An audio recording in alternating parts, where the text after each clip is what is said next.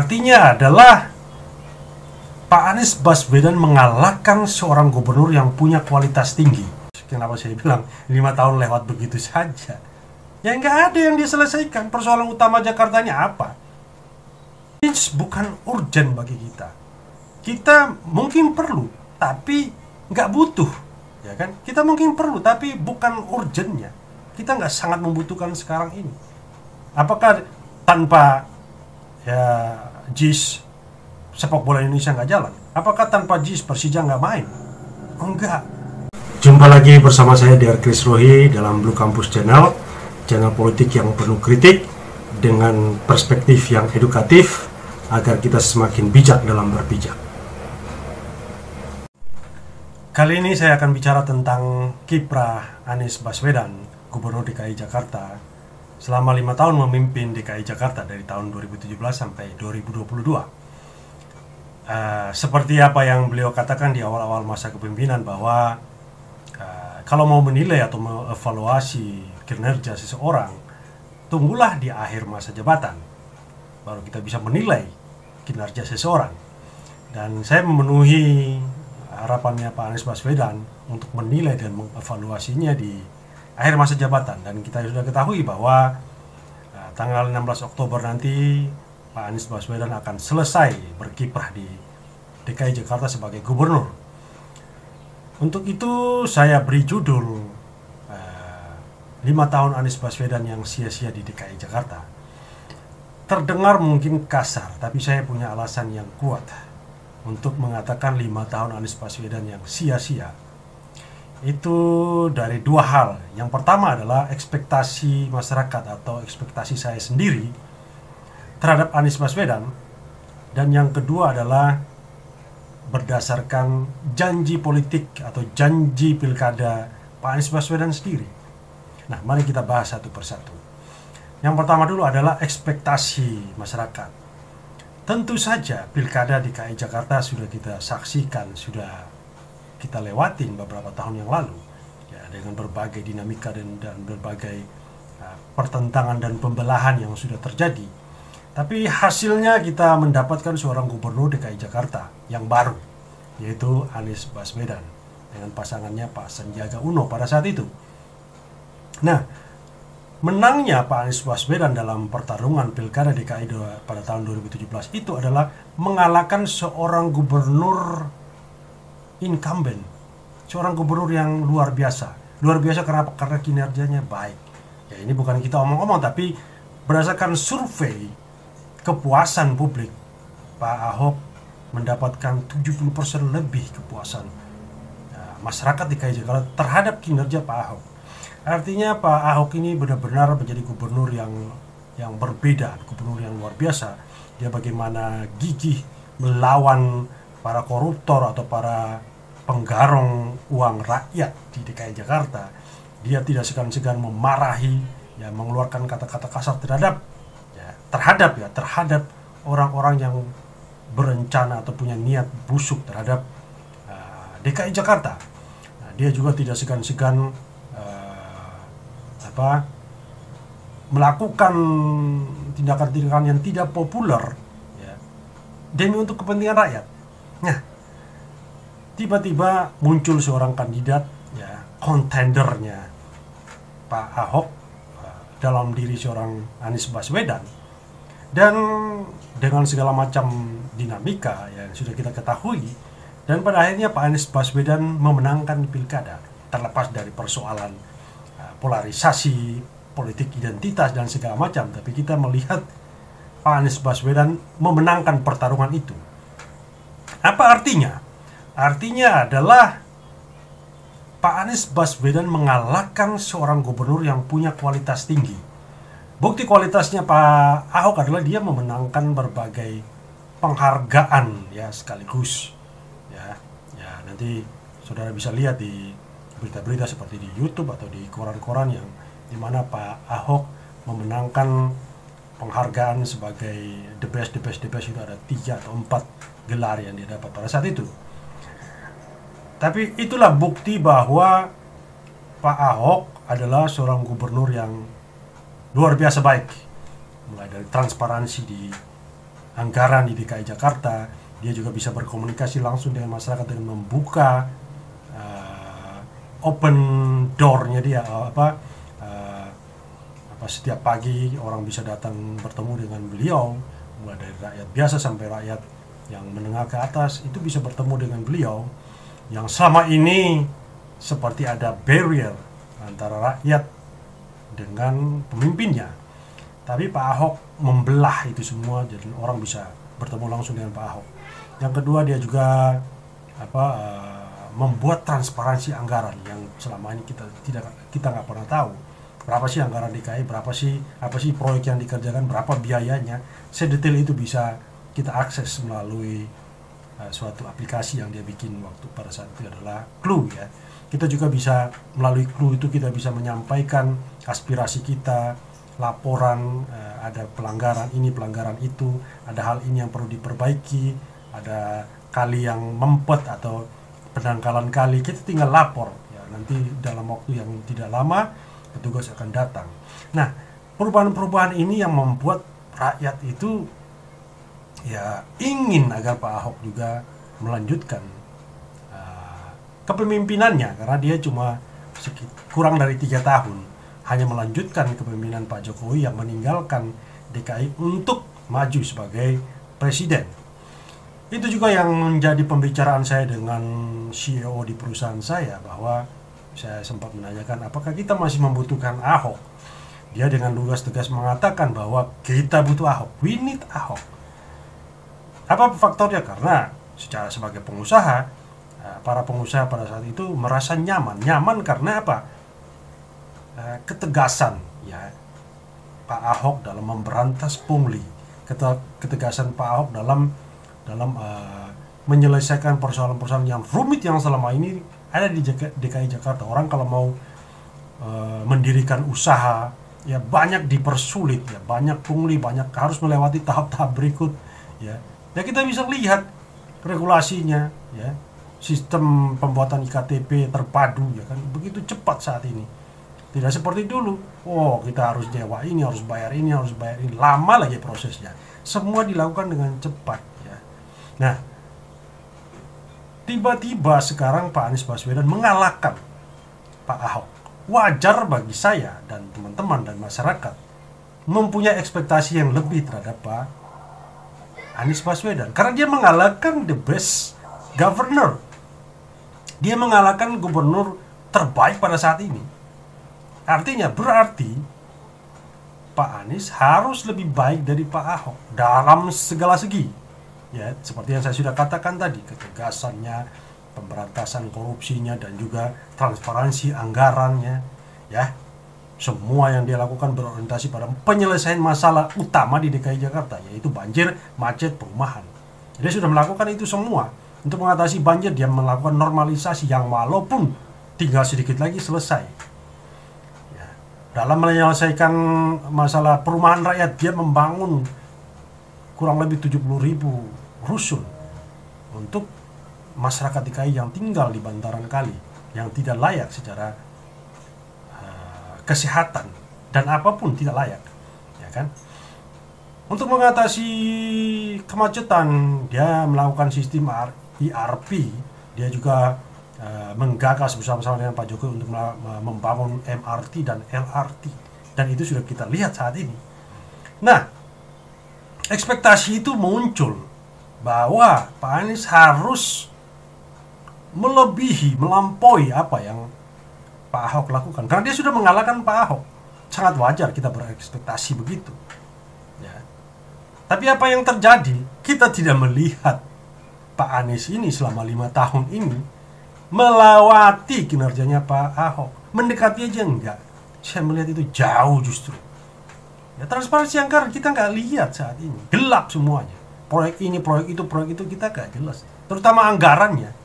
Di zamannya Pak Anies inilah terjadi yang namanya bayar lebih. Ya, bayar lebih itu konotasi. Artinya itu sama aja dengan markup. Markup sama aja dengan korupsi. Gitu loh. Itu cuma kata yang diperhalus saja ya. Di zamannya Pak Anies inilah ya, banyak regulasi-regulasi. Orang tidak bisa ya, komplain langsung, tidak bisa ketemu langsung dengan Pak Anies.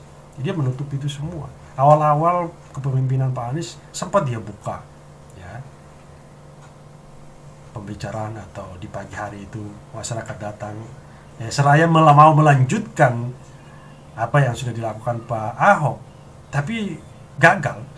Cuma beberapa bulan bertahannya, dan setelah itu udah nggak ada lagi. Ya kita bisa lihat semua beda sekali dan jauh sekali ya kinerjanya ya, Pak Anies dibanding dengan Pak Ahok, ya kan? Nah, dari sisi ekspektasi itu jelas jauh. Nah, yang kedua yang saya mau bicarakan adalah kalau ekspektasi kita jauh dari apa yang Pak Anies lakukan. Nah, sekarang kita mau ke poin kedua, adalah apa yang Pak Anies janjikan pada saat pilkada. Ya, ketika dia berjanji, berarti dia akan melakukan itu ketika dia nanti terpilih. Itu kan logika seperti itu. Nah, kita merujuk pada 3 persoalan utama di DKI Jakarta. Janji Pak Anies terhadap 3 persoalan utama DKI Jakarta. Yang pertama kemacetan, banjir, dan juga perumahan rakyat. Kita melihat janji Pak Anies terkait dengan kemacetan. Jadi akan mengintegrasikan semua jalur-jalur lalu lintas, ya kan? Dan juga menyelesaikan kemacetan di Jakarta ini. Tapi yang dia lakukan justru kontraproduktif menurut saya. Ya, bukan melanjutkan untuk program MRT dan LRT yang sudah dilakukan oleh Pak Jokowi dan Pak Ahok, tapi dia melebarkan trotoar, saudara-saudara. Yang logika orang, kalau mau mengurangi kemacetan, ya jangan sempitkan jalan. Melebarkan trotoar artinya menyempitkan jalan. Ya kita lihat di mana-mana trotoar, dia berjalan menata ibu kota ini dengan melebarkan trotoar. Ya apa gunanya? Ya untuk pejalan kaki. Apakah trotoar yang lebar-lebar itu ya bisa mengcover kebiasaan orang Jakarta yang adalah pejalan kaki? Saya rasa enggak. Justru kebanyakan trotoar yang dilebarkan oleh Pak Anies digunakan oleh orang-orang untuk parkir motor, parkir mobil, pedagang kaki lima, dan sebagainya. Kita bisa lihat di Pecenongan sana. Sekarang lebar jalan utama itu ya, sudah lebih lebar trotoarnya daripada jalan utamanya. Tadinya 2 jalur, sebelah jadi 4 jalur mobil bisa masuk. Sekarang cuma 1 2 jalur sebelah. Karena diambil oleh trotoar. Dan trotoar itu ya di suatu hal yang menyenangkan bagi para pengusaha yang punya ruko, yang punya hotel dan segala macam, karena bisa dimanfaatkan oleh mereka untuk parkir motor karyawannya dan sebagainya. Nah, ini kontraproduktif saya pikir. Tidak ada upaya masif yang dilakukan oleh Pak Anies seperti yang dilakukan Pak Ahok dan Pak Jokowi. Terus yang kedua soal banjir. Di zamannya Pak Ahok, semua usaha yang dia lakukan berorientasi pada menyelesaikan banjir. Itu dia melakukan normalisasi, ya, pengerukan waduk-waduk seperti di Rio, waduk Pluit segala macam untuk menampung volume air yang akan datang ketika musim penghujan datang. Ya dia rela tidak populer dengan menggusur warga-warga yang berada di pinggir kali, sekedar untuk supaya setiap kali itu memiliki jalan inspeksi, jalan diduduki oleh warga. Ya, dia melakukan normalisasi dinding turap, dan saya merasakan sendiri ketika saya tinggal di daerah Sunter dulu sebelum dilakukan sipil atau dinding turap di situ, itu air selalu rembes ya. Nggak hujan aja datang kiriman banjir dari Bogor, kita sudah kelelap, tidak bisa naik airnya.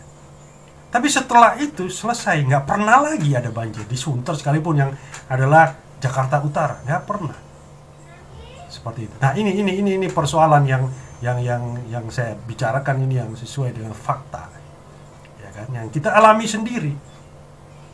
Nah, janji Pak Anies terhadap persoalan banjir itu adalah naturalisasi, di mana dinding-dindingnya akan dilebarkan dan ditanamin pohon-pohon, ya kan? Itu adalah janji Pak Anies, dan kita bisa lihat realisasinya. Apakah ada? Gak ada naturalisasi yang Pak Anies janjikan itu mana. Sejengkal pun kita tidak melihat itu. 2 poin itu saja sudah Pak Anies sudah mengingkari sendiri janjinya. Dan yang ketiga soal perumahan rakyat, kita bisa mendengar masih sangat kental di telinga kita. Kita masih sangat ingat di benak kita bahwa mengatasi persoalan perumahan rakyat itu, Pak Anies punya program yang sangat populer, DP 0%. Walaupun dalam debat dengan Pak Ahok sudah bilang ini tidak masuk akal, tidak mungkin terjadi, tapi dengan confident Pak Anies mengatakan pasti bisa. Ada perusahaan atau ada perbankan yang akan membiayai itu. Dan kita bisa lihat sekarang, kita tidak usah bicara prosesnya 5 tahun, sampai sekarang aja nggak ada. Berapa persen sih rumah yang dibangunnya? 0, sekian persen atau 1%. Itu jauh dari apa yang dia janjikan. Ya, belum lagi persoalan pembebasan lahan, pembelian lahan di areal Taman Mini sana yang bermasalah dan oknumnya sudah ketangkap. Ya. Jadi apa yang dijanjikan Pak Anies berkaitan dengan 3 persoalan utama di Jakarta ini, miss semuanya. Ya kalau orang yang memang berkomitmen, punya integritas, ketika dia sudah berjanji seperti itu, dia harus bertarung mati-matian apapun persoalannya. Ada persoalan hukum, oknum melakukan, oknum itu dicopot, ganti oknum baru, ganti orang baru. Ya. Tapi ini kita tidak melihat itu. Seolah-olah apa yang dijanjikan ya jalan-jalan, kalau nggak jadi ya bukan salah saya, cuci tangan. Padahal dia yang berjanji, dia yang punya kuasa melakukan. Ya. Nah itu yang kita lihat. Nah kalau dia tidak mampu menjalankan apa yang dia janjikan sendiri, terus dia lakukan apa? Nah kita lihat banyak yang Pak Anies lakukan, tapi semua program yang dia lakukan tidak berorientasi menyelesaikan persoalan 3 persoalan yang tadi itu. Yang dia lakukan apa? Ya, bangun JIS, Formula E, tebang itu pohon-pohon di Monas, nggak tahu tujuannya buat apa. Kata anggota DPRD yang pendukung Anies menyatakan agar dari DKI kantornya bisa melihat Monas langsung. Coba Anda datang ke sana ya, perhatikan. Itu pembukaan lahan yang pemotongan pohon di Monas itu agar bisa kelihatan dari DKI itu tidak simetris dengan DKI. Itu DKI di sini, pemotongannya di sini. Saya rasa itu bukan orientasinya, tapi ada maksud tertentu. Pak Anies ini suka dengan simbol-simbol, ya, mendirikan simbol agar sebagai tanda bahwa dia pernah menjadi gubernur DKI. Ya, sesuatu yang dia bangun, tugu apalah itu yang dia tanda tangani supaya ketika orang datang itu mengingat dia pernah jadi gubernur. Ya. Sehingga kita nggak heran dulu pernah dia bangun itu patung bambu dan akhirnya dibongkar. Kemudian patung sepatu, patung tugu sepeda yang juga dibongkar. Artinya apa? Ini hambur-hamburkan uang, mengeluarkan uang dengan cuma-cuma dengan hal-hal yang tidak penting seperti itu. Ya. Dia tidak pernah berpikir menyelesaikan persoalan Jakarta ini, fokus ke situ, ya, atau melakukan apapun yang berkaitan dengan penyelesaian 3 persoalan itu. Itu lewat begitu aja. Makanya saya bilang 5 tahun Anies yang sia-sia. Dia tidak sedikit pun menyelesaikan persoalan Jakarta. Artinya kita harus berharap gubernur berikutnya lagi yang menyelesaikan persoalan Jakarta ini. Dia menjanjikan akan menghentikan reklamasi, tapi kita lihat PIK 2 jalan, PIK 3 sekarang jalan. Dulu di awal-awal secara simbolis dia mensegel itu PIK 2, tapi sekarang sudah menjadi destinasi wisata baru di sana. Itu karena apa? Yang dia omongkan sama yang dia lakukan itu jauh antara bumi dan langit. Ya. Formula E yang tidak berdampak apa-apa bagi ekonomi Indonesia, Jakarta pada khususnya. Kita ini lagi dalam situasi pandemi. Ya. Menggelar Formula E yang sekarang lagi sedang diselidiki oleh KPK. Apa fungsinya, Pak? Gak ada manfaatnya buat masyarakat bawah. Masyarakat bawah itu banyak sekarang menderita. Usaha kecilnya terpaksa gulung tikar gara-gara pandemi. Sekarang kita melihat banyak sekali orang-orang pengamen yang mulai turun ke jalan. Yang di zamannya Pak Jokowi, Pak Ahok itu sudah nggak ada. Mereka diambil ke dinas sosial, dipekerjakan menjadi tim orange, tim kuning, tim biru, tim ungu, macam-macam Pak, dan dibayar dengan UMR gajinya. Nah sekarang rakyat menderita, turun ke jalan, mereka nggak ada pilihan, mereka mau nggak mau ngamen lagi, tidur-tidur di pinggir jalan. Itu tanggung jawabmu Pak, tanggung jawab Pak Anies, ya. Ya masyarakat yang lain membantu masyarakatnya sendiri, masyarakat membantu masyarakat sendiri. Kita memberikan, setiap kita di jalan kita lihat orang, kita memberikan. Sekarang ada Silverman, ya kan, yang lagi heboh di mana-mana, ya kan. Itu pengamen juga, sama aja pengamen. Masyarakat sendiri juga yang membantu mereka. Sekarang Gubernur DKI melihat apa? Melihat mereka sebagai apa? Membiarkan saja. Kenapa mereka tidak dikumpul ya, di dinas sosial, dipekerjakan mereka, difungsikan? Banyak pekerjaan yang bisa mereka kerjakan. Membersihkan kali kah, mencat tembok-tembok yang merupakan fasosnya DKI Jakarta. Terus Pak Anies membangun JIS. Ini yang juga saya akan bikin segmen tersendiri bagi JIS. Ya.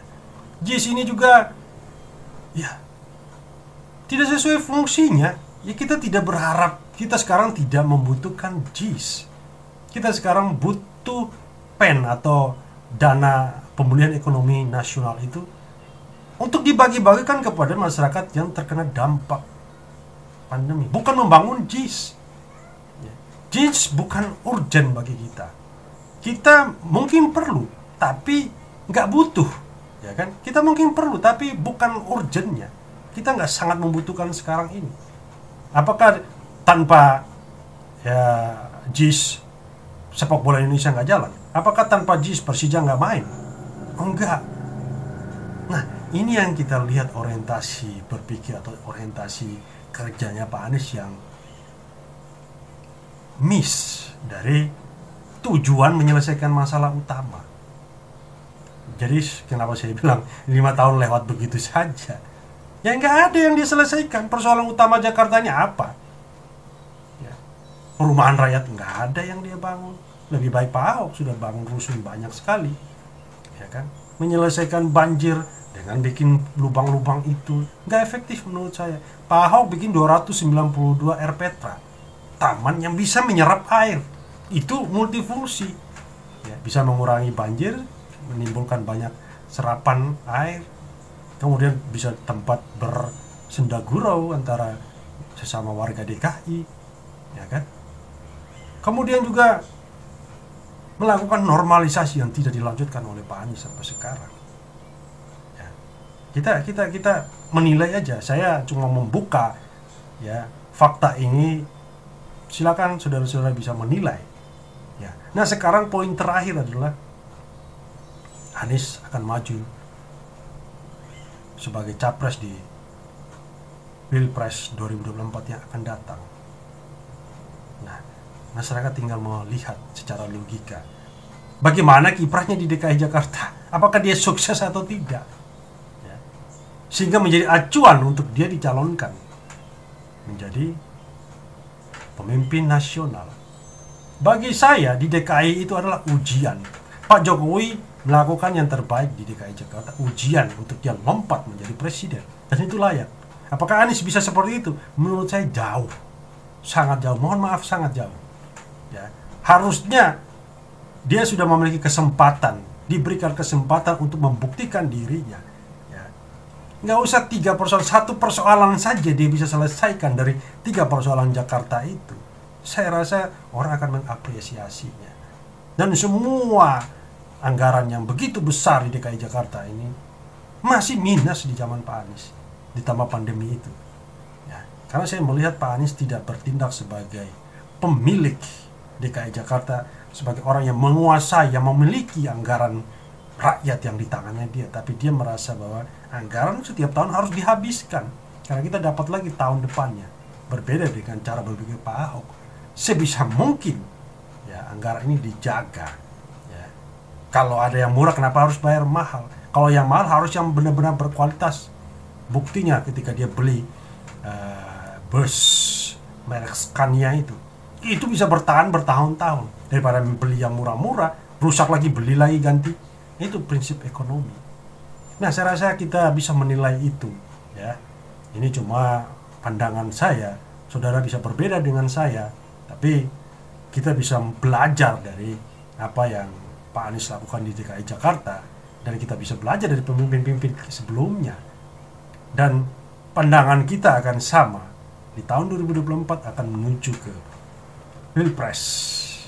Tergantung kita menilai setiap kandidat dari sudut pandang hati nurani kita masing-masing.